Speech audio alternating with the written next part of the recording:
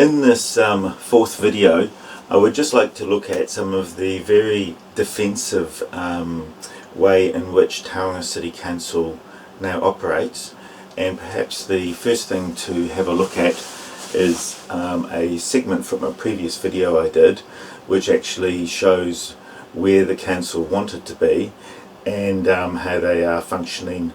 And this was at the time Gary Poole was the CEO. So we'll just switch over to that.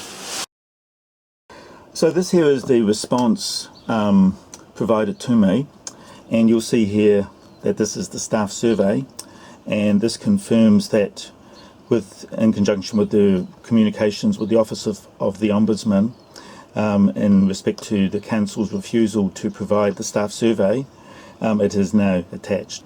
The other thing which is interesting with this, which is essentially a anxiety which Tauranga City Council has in relation to pretty much everything that I do, and you'll see in the disclosure I provide that pertains to Sun Live articles and everything. You'll see here that it mentions, please note that this information is provided to you on a confidential basis and is not to be further distributed to any third party without express approval from Tauranga City Council.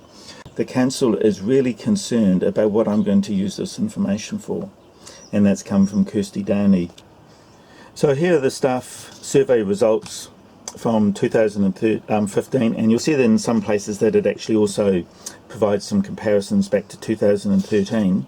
Now the first thing we're going to have a look at is, in terms of the organisation as a whole, what is their preferred mode of operation in terms of what the management want, what the councillors want, etc. So what we'll do is we'll just jump to the preferred type of behaviour in the organisation, and this one here essentially seems to summarise the results from all of the people questioned. So what we've actually got here is that they don't want aggressive defensive styles, so that's way down. They don't want passive defensive styles. What they would like is constructive styles. Now what I've then got here is the actual results, and the first one is from October 2013. So what we actually see here is what I would have to say is something that's quite disappointing. The biggest areas which we need are over here, and in fact out of the three areas that is actually the smallest, and in fact most of the mode of operation of the council is passive defensive and aggressive defensive. And what you'll see over here is that that's actually spelt out in plain English, that the primary style is avoidance and the secondary style is conventional. The style that we actually want to see is more of the constructive style.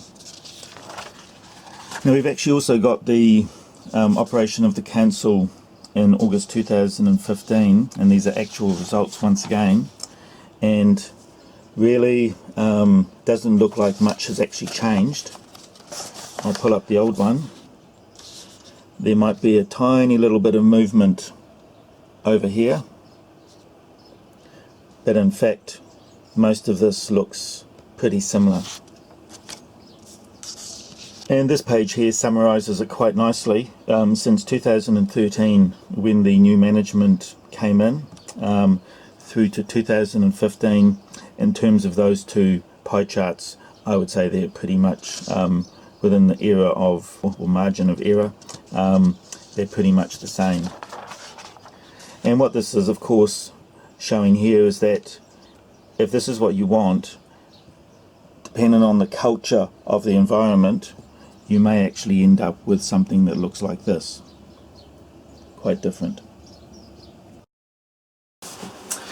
So what you'll see there is that the Tauranga City Council does not want to be operating in a defensive mode. However, when you start asking the types of questions which I tend to ask of the council, a few things happen. The first one is that I now go through, for the most part, Matthew Ward Johnson for all of my queries to the council. He's a barrister who is paid for by the ratepayer to liaise with me on behalf of council and operates out of Harrington House. And if I tend to bypass that mechanism for whatever reason, what then happens is that it generally comes back through Matthew Ward Johnson, the response. So what I'm just going to show you here is a very simple question which got fired off to one of the staff, Debbie McCauley, and it was just in relation to some results that Tauranga City Council maintained in terms of past elected members, and they had two trienniums coalesced into one. Simple as that. Two trienniums coalesced into one for 2007 to 2013, and I just wanted to know why that was, and if that was an error, if they could please provide the details as to who was actually elected in each of those trienniums. So let's have a look at that document I sent. So what you'll see here is just a question primarily around the 2010 elected members, and that Debbie McCauley maintains this list here, and for 2010 we've got a situation where instead of it being for 3 years, this one here is for 6. That's all it is. And then I actually ask also the question why sometimes there's been 14 councillors and it's been changed. Sort of a free interchange between staff at the council. What happens is immediately the wheels kick in at Tauranga City Council. The matter gets escalated to the in-house legal team, which you'll see my previous posts on that have indicated that that is now, when I was there, was 1.5 staff, and it's now escalating to 6 in-house staff, let alone all of the external barristers and lawyers who are engaged at TCC. But what we'll just do is we'll have a look at the response. So you'll see here I get the response back, and it has been responded to, but it's responded to by Jacinda Lean in Democracy Services, and the actual response I actually get back has actually been treated as a Lagoima request. So the days of actually being able to freely ask any question of staff at Tauranga City Council have for me well and truly long gone. And what you'll see here is that they've actually updated it so that it is now correct, and so there was an error, but it actually involves multiple staff to actually get a response from Tauranga City Council, and this of course all costs in terms of ratepayer monies.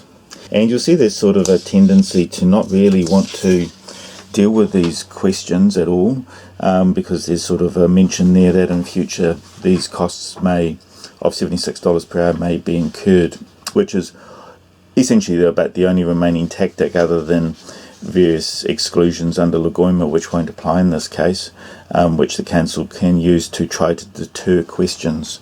So this is an organisation which in my view really does not want to hear any questions from me, and least of all people who are asking questions which get to the crux of issues. If they're superficial questions, no problem whatsoever. Now, going back to the early part of my video where I was looking at the performance of council, and having been involved with Tauranga City Council for a number of years now, it would be my view that if anything, Tauranga City Council is steadily going backwards in terms of more and more in-house lawyers, probably more and more communication staff, and less and less information disclosure if at all possible.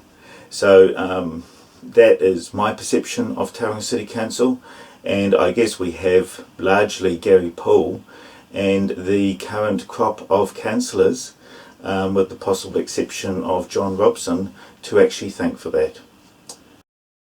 What we have is another situation here whereby in order to move Tauranga City Council forward, or really any organisation, you can't just look at the nice things like putting some funding towards having some sort of film unit set up so that films can be made in Tauranga, and all the nice things that you might want to do with the museum and art galleries and so on. You've also got to look at the unpleasant stuff that goes on and actually do something about that as well.